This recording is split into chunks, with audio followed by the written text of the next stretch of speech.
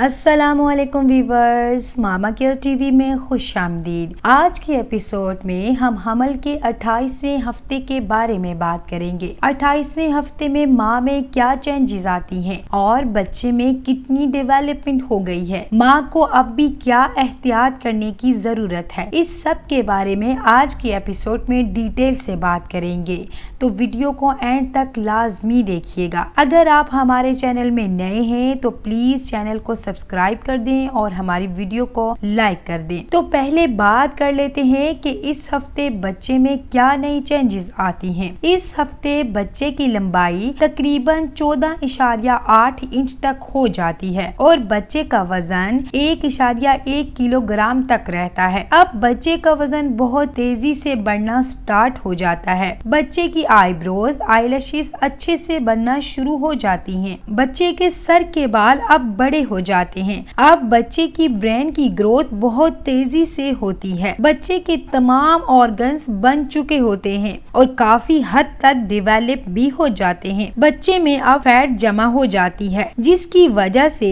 بچے کی سکن پر جو رنکلز ہوتے ہیں وہ ختم ہو جاتے ہیں۔ بچہ اب اندھیرے اور روشنی کو بہت اچھے طریقے سے دیکھتا ہے کیونکہ بچے کی آئیز ابھی کھلی ہوتی ہیں۔ اس سٹیج پر بچے کا نظام تنفس مکمل تیار ہو جاتا ہے اور اب وہ ورکنگ پوزیشن پر ہوتا ہے۔ اب بچے کی سکن سموتھ ہونا سٹارٹ ہو جاتی ہے۔ اس ہفتے بچہ آئیز کو بلنک بھی کرتا ہے۔ اس سٹیج پر بچہ اپنی پوزیشن چینج کرتا ہے، جیسے کہ سر نیچے کی طرف اور ٹانگیں اوپر کی طرف، اور یہی بیسٹ نارمل ڈیلیوری کے لیے پوزیشن ہوتی ہے۔ اب بات کر لیتے ہیں کہ اس ہفتے ماں میں کیا بدلاؤ ہوگا۔ پیٹ کے بڑھ جانے کی وجہ سے آپ کو پیٹ پر کھچاؤ رہے گا اور پیٹ پر خارش بھی زیادہ ہوگی۔ اس ہفتے بھی آپ کو قبض کا مسئلہ رہے گا، نیند میں کافی دشواری ہوگی، غنودگی کا احساس بھی رہے گا، تھکن کافی زیادہ محسوس ہوگی، ٹانگوں میں کھچاؤ بھی رہے گا، مسوڑوں سے خون بھی آ سکتا ہے۔ قبض ہونے کی وجہ سے بواسیر کا سامنا بھی کرنا پڑ سکتا ہے۔ اس سٹیج پر ہائی بلڈ پریشر کا مسئلہ ہو سکتا ہے۔ اب آپ کو فولاد کی کمی بھی ہو سکتی ہے، اس لیے آپ کو آئرن کی ٹیبلٹس اور فولاد استعمال لازمی کرنا چاہیے۔ آپ کی چھاتی اب نرم ہو جاتی ہے۔ اس سٹیج پر آپ کا پیٹ کافی باہر کی طرف نکل جاتا ہے۔ پیٹ کے باہر کی طرف ہونے اور وزن میں اضافے کی وجہ سے آپ کو چلنے میں کافی دشواری ہوتی ہے۔ اب آپ کو چاہیے کہ آرام سے اٹھیں اور بیٹھیں اور آرام سے چلیں، بہت تیزی سے